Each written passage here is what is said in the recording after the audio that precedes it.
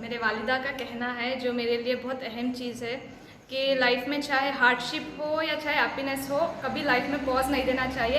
Hardship को भी accept करना चाहिए और हैप्पीनेस को भी एक्सेप्ट करके लाइफ को मूव ऑन करना चाहिए। और हार्डशिप में सब्र करना चाहिए और हैप्पीनेस में शुक्र करना है और मूव ऑन करना है। कभी पॉज नहीं लेना है लाइफ में, चाहे कुछ भी हो। ये मेरे लिए बहुत मोटिवेटिंग चीज़ है। कभी भी मैं फेलियर लूँगी तो लाइफ में ये मुझे और अचीव करने के लिए ये इम्प्रूव करेगा।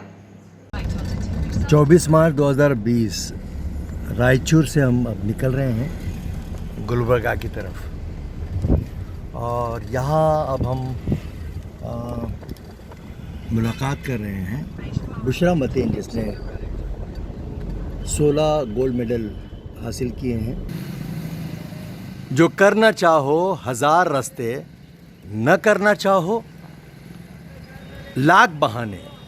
बुशरा मतीन की कामयाबी, नुमाया कामयाबी,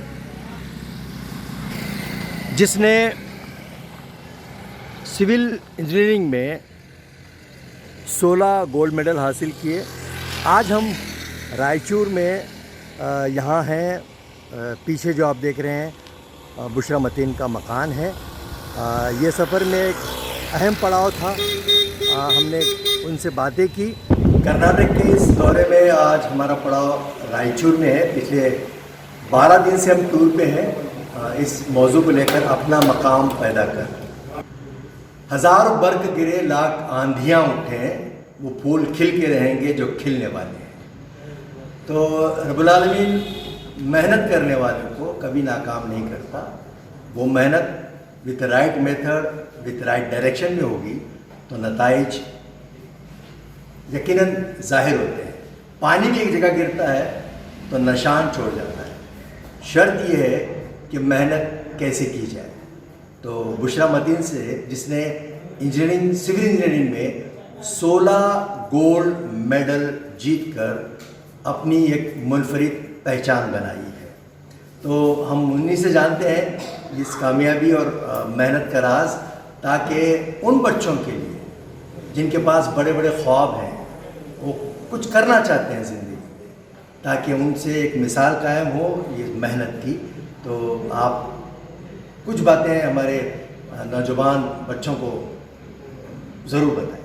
अल्हम्दुलिल्लाह, मुझे 21st रीजियो कॉन्वोकेशन में 16 गोल्ड मेडल्स मिले हैं। इस अचीवमेंट के कुछ की फैक्टर्स है जो ये मेरे सक्सेस के हैं। वो मेरे वालिदैन का सपोर्ट है। मेरे वालिदैन ने हमेशा मुझे हर वे में डिसीजन में सपोर्ट करा है। मेरे कॉलेज के फैकल्टीज़, मेरे स्कूल के टीचर्स, हर एक का इस अचीवमेंट का कंट्रीब्यूशन है और मेरे घर में हमेशा सपोर्ट किया है। तो इस अचीवमेंट का मैं इसके साथ अपना हार्ड वर्क, डेडिकेशन दें।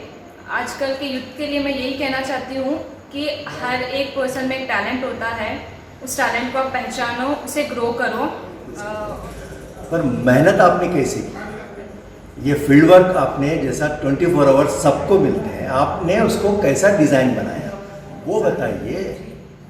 वो क्या सीक्रेट है? या आपका एक्चुअली कई लोगों का ये प्रॉब्लम होता है कि लैक ऑफ कंसंट्रेशन।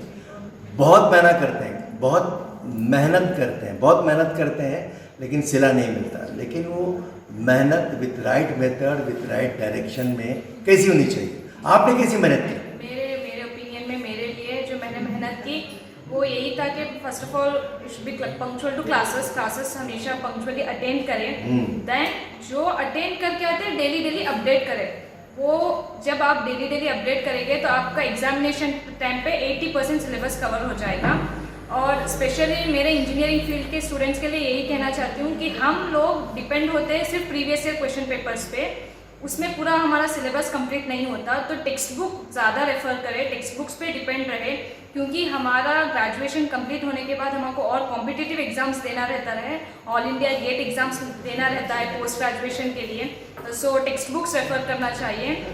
और हर एक एजुकेशन में, एकेडमिक्स में इंटरनल्स, यूनिट टेस्ट रहते हैं, उसमें अपना पूरा कंसंट्रेशन देना है। पूरा जो भी जितना सिलेबस है वो कवर करना है। बिल्कुल सही है। मैं ही जानना चाह रहा हूँ कि आपका टाइम टेबल क्या था?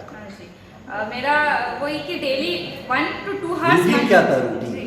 क्लासेस अटेंड करना। और मैं एक मॉर्निंग पर्सन हूँ। सुबह के वक्त मेरी पढ़ाई अच्छी से होती है। तो मैं कितने बजे उठते हैं सुबह? जी 4:35 तहज्जुद ये नमाज़ पढ़ के फजर पढ़ के मैं मेरा टॉपिक्स पढ़ती हूँ ज़्यादातर नाइट को नाइट, मैं मॉर्निंग प्रेफर करती हूँ। 2 आवर्स डेली का प्रोसेस देखे तो मैक्सिमम 2 आवर्स मैं देती हूँ।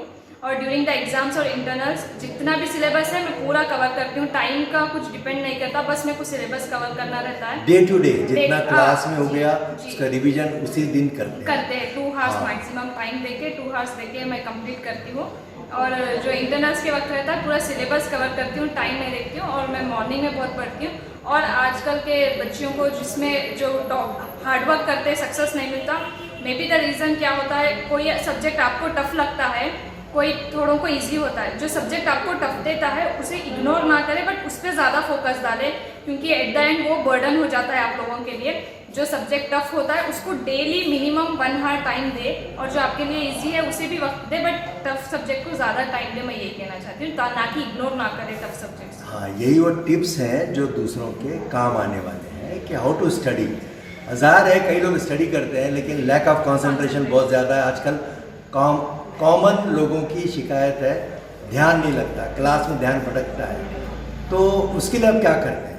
ऑब्जर्वेशन जितना स्ट्रांग होगा, लिसनिंग एंड साइट, ये 2 चीज़ें बहुत इंपॉर्टेंट रखती हैं। और तो ये आप इसमें कभी आपको प्रॉब्लम आते हैं या कभी कभी क्लास में हमारा सिर्फ बॉडी होता है, मैं जनरल तलबा की बात कर रहा हूँ, माइंड किधर भी घूम जाता है और लिंक से लिंक लगते हैं, इररिलेवेंट बातें बहुत दूर तक चली जाती हैं। ये कॉमन कमज़ोरी है सभी की तकरीबन, ध्यान का भटकना। तो कंसंट्रेशन को इम्प्रूव करने के लिए या कभी आपको हर्डल्स ऐसे आए हैं, शॉर्ट में बताइए, उसके लिए आप कभी ये इसको फेस किया है? मेरे लिए प्रॉब्लमेटिक सब्जेक्ट्स इजी है और थियरी सब्जेक्ट्स टफ लगते हैं। तो जब थियरी क्लासेस होते हैं मेरा भी माइंड डाइवर्ट होता है, कंसंट्रेशन नहीं आता है। But we should make a mindset. जब हमारा माइंडसेट हम ये करना बोल के सोचते हैं तो पढ़ाई के लिए भी इसमें इंटरेस्ट लाना बोल के हमारा माइंडसेट कर लेना। मैं वही करती थी, जो थियरी मेरे क्लासेस रहते मैं माइंडसेट प्रिपेयर कर लेती थी खुद को कि मेरे को इंटरेस्ट देना है, क्योंकि अब दिया तो एग्जाम्स में मेरे को ईजी होता। तो it's all depend on your mind कि आप अपने माइंड को जो सोचे वो करेगा। आप जब दूसरा सोच सकते तो पढ़ाई में भी वही इंटरेस्ट से आप माइंडसेट कर लिए तो इंशाल्लाह हो जाएगा कंसंट्रेशन। और कभी कभार पूरा कंसंट्रेशन देने के बावजूद भी आपको फिर रिजल्ट नहीं मिलता। जो होता है आप पूरा 1 आवर दे के एक टॉपिक कंप्लीटली विद कंसंट्रेशन पढ़ते, फिर 2 डेज के बाद भूल जाते। It happens. रिपीटेशन, मैं बोलती हूँ रिपीटेशन बहुत इंपॉर्टेंट चीज़ है। रिवीजन करना, एक ही बार पढ़ के कुछ याद नहीं रहना और उसका अफसोस ना करे, बट रिपीट करे तो अल्हम्दुलिल्लाह सब अच्छा होता। मैं यही कहना। मॉरल ऑफ स्टोरी ये है, कहने का मतलब ये है, मेहनत करने वालों की कभी हार नहीं। बहुत बहुत शुक्रिया, थैंक यू वेरी मच, जज़ाकल्लाह खैर। Good morning, Assalamu alaikum. It is nice to talk about Bushra Mateen. She is the daughter of Raichur, and she has secured 16 gold medals with her hard work and dedication towards her endeavor. I hope this will continue and she will become an IAS in future. We pray for her. And what is behind the curtain is her dedication and efforts she has put in, the hard work.